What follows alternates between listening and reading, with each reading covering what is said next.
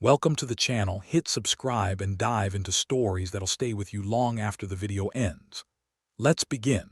The veil slipped, not gently, not gracefully. It simply fell like something had knocked it loose, drifting in a slow, spiraling descent toward the chapel floor. And in that moment, every breath in the room froze. Clara stood at the center of the aisle, her hands still raised from where they had been clutching her bouquet. The white roses trembled, petals quivering as though reacting to the shock that had struck the room. 1,000 eyes locked onto her face, now fully exposed beneath the soft gold of the stained glass light. No one spoke, not even the priest. The silence wrapped around her like a tight band, squeezing her lungs until her breath came in shallow, uneven pulls. She didn't move, couldn't move. It wasn't supposed to happen yet. Not like this. Her father stepped forward slightly, his expression hard to read, somewhere between fear and something she hadn't seen in him for years. Regret, maybe, or realization. The guests shifted in their seats, murmurs barely stirring the stillness. Clara lowered her hands slowly, deliberately, as though any sudden movement might shatter the room. She could feel the heat of their stares, their confusion, their disbelief. She swallowed. Her throat burned. The priest cleared his throat, the only sound brave enough to exist. "My dear, perhaps we should." "No." Lucas, the groom, spoke first. His voice cracked like a snapped wire. Clara's eyes flicked to him. He looked different now, jarred, startled, almost recoiling as he stared at her face. He took a step forward, then stopped halfway as though invisible hands held him in place. His jaw tightened, his fingers curled. A shadow crossed his expression, something wounded, something frightened. "Clara," he whispered, "didn't you tell me?" His words sliced through her. She tried to answer, but her voice failed, caught behind the swell of emotion rising like a tide she could no longer control. Her cheeks warmed beneath the pressure of 100 unspoken questions. The veil rested at her feet like a shed layer of skin. A few guests turned away. Others leaned in closer. One woman in the second row covered her mouth with shaking fingers as though she had seen a ghost. Clara took a step back. Just one. The marble floor felt cold through her shoes, grounding and unyielding. "I didn't think," she paused, her breath trembled. "I didn't think today would come." Lucas blinked hard, confusion tightening every feature. "How could you hide something like this from me?" Clara's pulse hammered in her ears. "I tried," she said softly, "but you weren't listening, not then, not ever." A ripple of tension swept through the room like a faint wind through brittle leaves. Lucas took another step toward her. "Show me. Tell me what it means." Clara hesitated. The truth pressed against her ribs like a fist demanding release. She lifted her chin, resolve settling into her posture. "There's something you all should have known," she said. The doors at the back of the chapel slammed open. Everyone turned, and Clara's face, newly unmasked, shifted from fear to something colder, something inevitable. The air in the chapel shifted, tightening like a pulled thread. People turned toward the back doors, hearts thudding in unison. The heavy wood panels trembled again as though struck from behind. Clara felt her breath hitch, a familiar chill sliding down her spine. She knew that sound. She had prayed never to hear it again. A figure stepped inside, framed by the dim hallway light behind him. His silhouette was tall, rigid, every movement chillingly controlled. A murmur rippled through the guests like a nervous shiver. Clara's fingers tightened around her bouquet until petals began to crack. "No," she whispered, barely audible. "Not now, not here." Lucas looked from Clara to the stranger, then back to her unmasked face. His brows knit together in deepening confusion. "Who is he?" Clara didn't answer. She couldn't. Not yet, not with him watching. The man stepped farther inside, boots echoing hard against the marble. "Clara," he said, his voice low, steady, "you should have told them." Several guests stiffened at his tone, recognizing something dangerous in it. Even the priest took a subtle step back from the aisle. "Told us what? What's going on?" Clara inhaled slowly, fighting the rising storm inside her chest. "You shouldn't be here," she said. "You promised you wouldn't come." The man's jaw tightened. "I promised nothing. You left me no choice." Lucas stepped toward him. "Sir, this is a private ceremony." "This isn't about your ceremony," the man snapped, eyes never leaving Clara. "This is about truth and consequences." Clara shut her eyes, pain flickering across her face. She could feel 100 questions pressing against her like fire. Questions she had run from for years.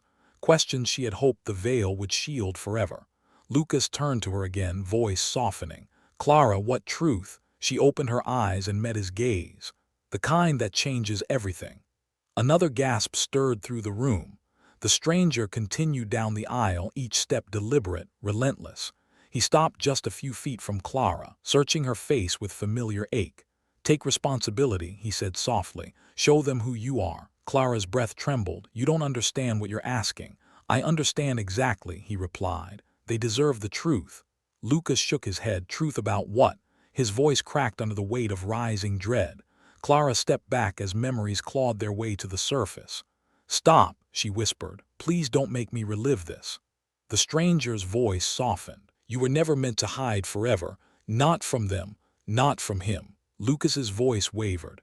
"Clara, what is he talking about?" Clara felt the pressure collapse around her like a closing fist. She could hear her heartbeat pounding in her ears. The stranger stepped closer. "Tell them, Clara, now." Silence filled the chapel again, thick, suffocating, waiting. Clara drew a breath as the truth pressed to escape. "If I tell them," she whispered, "nothing will be the same."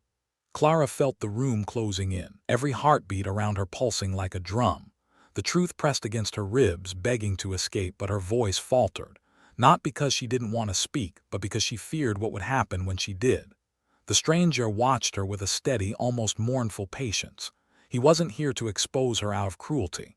He was here because he believed she owed the world something, something she had buried too deep, too long. Lucas stepped closer, his voice trembling. "Clara, please, I need to understand." His eyes were full of questions, of hope, of a love that suddenly felt fragile. She saw the storm building inside him, and it broke her. Her hands shook as she lowered the bouquet.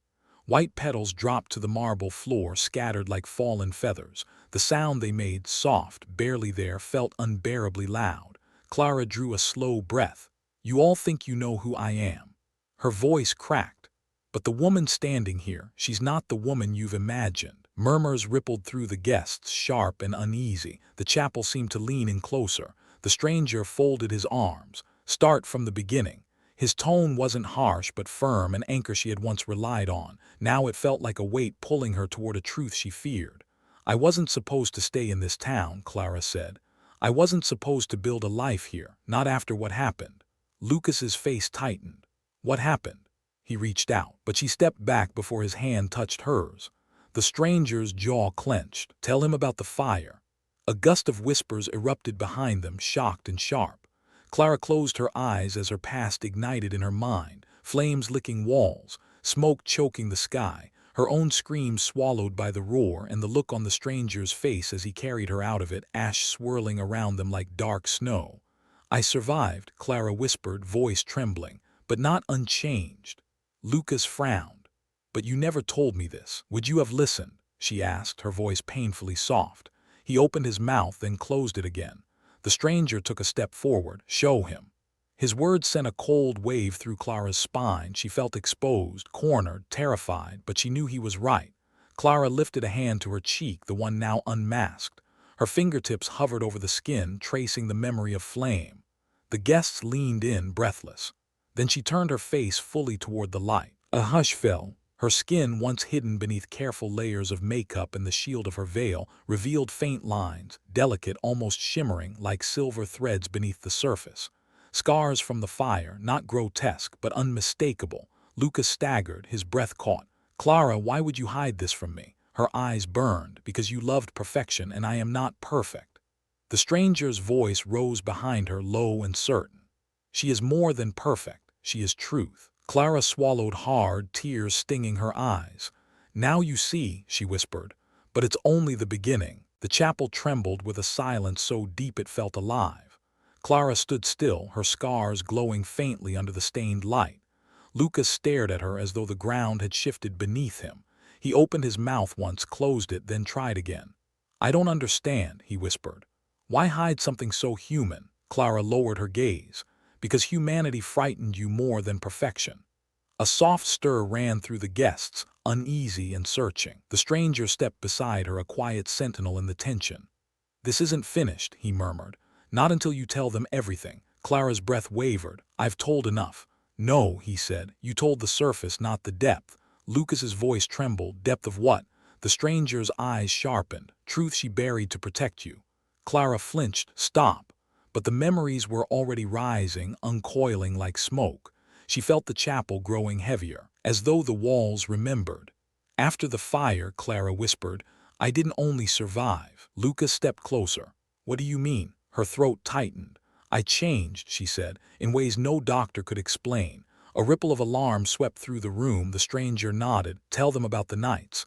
Clara shook her head. They don't need to know. They need to understand, he replied. Lucas looked between them. Understand what? Clara's hands trembled at her sides. After the fire, something stayed with me. Something? Lucas pressed. Clara inhaled unsteadily. Voices. Gasps burst through the guests like scattered sparks. I hear things, Clara continued. Whispers that aren't mine. Lucas's face drained of color. Since when? Since the night he found me in the flames. All eyes turned to the stranger. He didn't deny it. I heard them too, he said softly, only for a moment.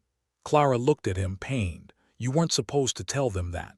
They deserve the truth, he answered. The fire wasn't accidental.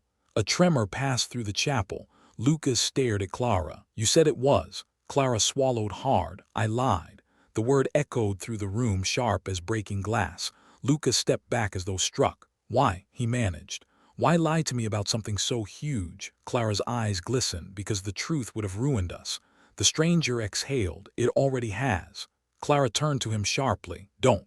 But he held her gaze with steady, unyielding resolve. Tell them about the figure in the fire, he said. Clara's breath shuddered.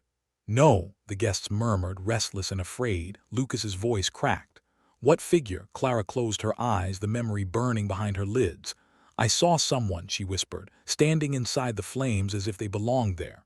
The room stiffened around her. A person, Lucas asked, or something else? Clara didn't answer immediately. Her silence spoke first. The stranger stepped forward, his shadow stretching across the aisle. Tell them, he urged, voice low. Clara opened her eyes slowly, pain and certainty mingling. It wasn't human, she whispered. Gasps rippled like a sudden gust. Lucas shook his head. Clara, that's impossible. I saw its face, she said. I can never forget it. The stranger stepped even closer, and it saw you. Clara's pulse hammered. And it followed me, she whispered. Here, today too. The chapel felt smaller now, as if the walls had leaned inward to listen. Clara's voice trembled, carrying the weight of years she had buried. I don't know why it followed me, she whispered. Or why it chose this day. Lucas's hands shook. He wanted to reach for her, but the air between them felt charged, dangerous. What does it want? He asked, voice barely audible. Clara swallowed hard, letting the words rise slowly, painfully. I think it wants me to face it, to stop running. The stranger nodded, silent but unwavering, a pillar of inevitability. Face it, he repeated softly, almost to himself. The guests leaned forward in their pews, breaths held, hearts pounding. Every eye stayed glued to Clara's unmasked face, watching her tremble yet stand tall. She drew a shaky breath, the bouquet slipping from her fingers to scatter petals across the cold marble floor. The sound was small, delicate, but it resonated like a chime breaking the tension. I thought hiding it would make me safe, she admitted. But safety is an illusion. The veil, it only delayed the reckoning. Lucas took a step closer.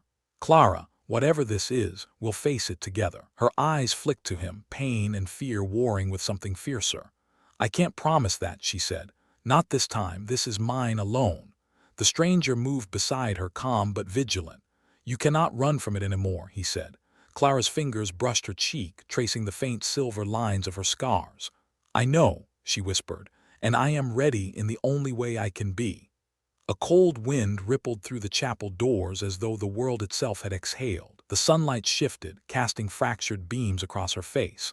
The guests murmured, but no one dared move too close. There was reverence here now, all mixed with fear. Clara took a step forward, every movement deliberate. She could feel the weight of every gaze, every whispered question pressing on her shoulders. Her voice, when it came, was steadier. It's been watching me, following me, waiting for the truth. And now it will see me as I truly am. Lucas's eyes widened. Then we face it together. She shook her head slowly. No, some things must be faced alone. Her chest rose and fell with controlled breaths. I've hidden behind veils for years. Today there is none. Today I stand exposed, and I will not look away. The stranger's expression softened. Then let it come. Clara's eyes scanned the room one last time, lingering on the faces of the people she had cared for, the people who thought they knew her.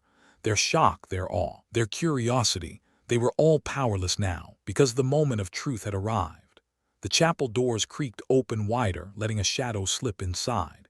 It moved silently, almost reverently, as if it too understood the gravity of the revelation. Clara stood her ground, her heart hammering but her gaze unbroken. And then it paused just beyond the threshold, its presence undeniable. A single, shivering breath escaped her lips. Lucas held his hand out, but she did not take it. She faced the shadow alone. "I see you," she said, voice firm despite the tremor.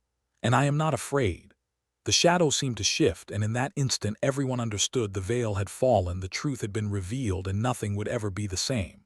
Clara's eyes glimmered with tears, but also something stronger: relief, resolve, a quiet, unshakable strength. The room exhaled with her, the tension finally lifting, leaving only the weight of what had been confessed, and the haunting certainty of what would come next. And in that silence, the world seemed to hold its breath, until she blinked and the future, uncertain, terrifying, beautiful, began to unfold. Thanks for watching. Subscribe and visit the channel for more real-life stories.